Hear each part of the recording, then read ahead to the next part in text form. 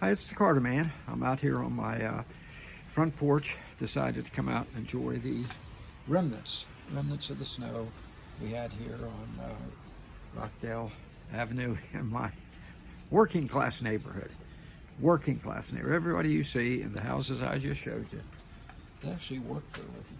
Okay, mostly all blue collar workers out there, the backbone of America, backbone of America. Who are just being obliterated by the policies of our government over the past decade, sending our blue-collar work offshore, destroying our manufacturing base. Nonetheless, these folks fought back and are still here.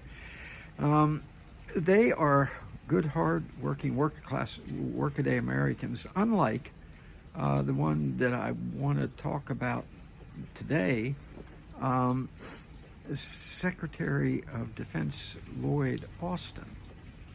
I don't think he's ever had a real job in his life, as near as I can tell. He's, quite frankly, the affirmative action appointment to Secretary of Defense. The man is just bizarro.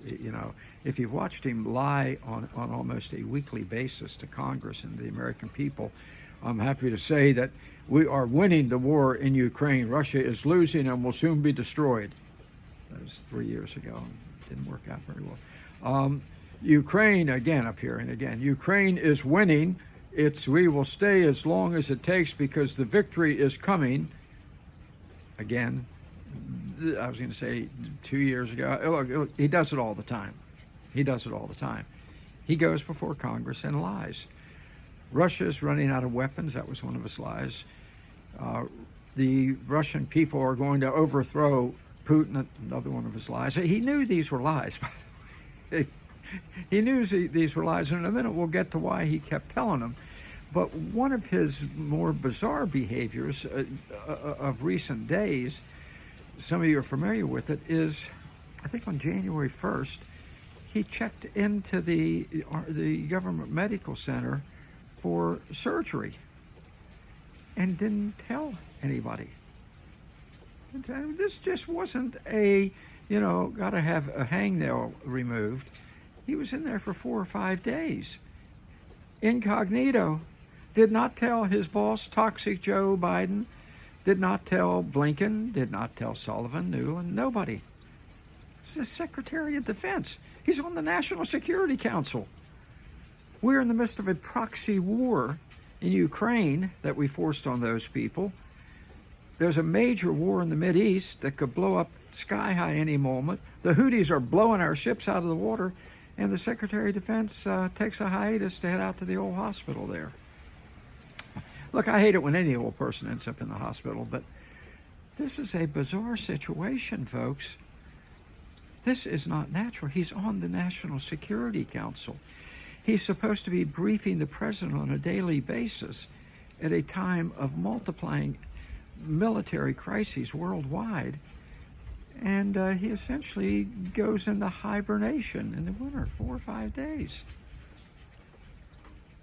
What the hell's going on? And Toxic Joe, he doesn't say anything because he's too busy, first of all, giving yet another one of his hate speeches, this time up at Valley Forge, where he screams and hollers and calls anybody who disagrees with him a domestic terrorist, and claims that he is the only one in the world defending democracy. A man who wouldn't know democracy if it bit him in the butt with all his dictatorial executive orders, but he's defending democracy, and the rest of us who disagree with him are domestic terrorists. So they didn't want to interrupt his hate speech, but Austin, I guess, didn't want to let him know he's in the hospital. The Secretary of Defense during a time of war. And then, of course, Biden had to go to his weekly vacation, had to go up there and stumble and bumble and mumble around in Delaware once again, which he does all the time. I don't know what kind of shots they give him when he's there, but he's able then to come back and function kinda for a while before his next vacation. So, but in all this time, the President of the United States had no idea his top military advisor was no longer available. Not just for a couple hours, for 4 or 5 days. Now, that in itself is appalling. But then let's put it in perspective, shall we? Let's put it in perspective, because really, what does Austin do besides regularly lying to Congress? Lying. I mean, Republicans, you can hold a person in contempt for lying to you. As a matter of fact, you can jail them for lying under oath. You think you might want to get on the stick? So that's the Republicans.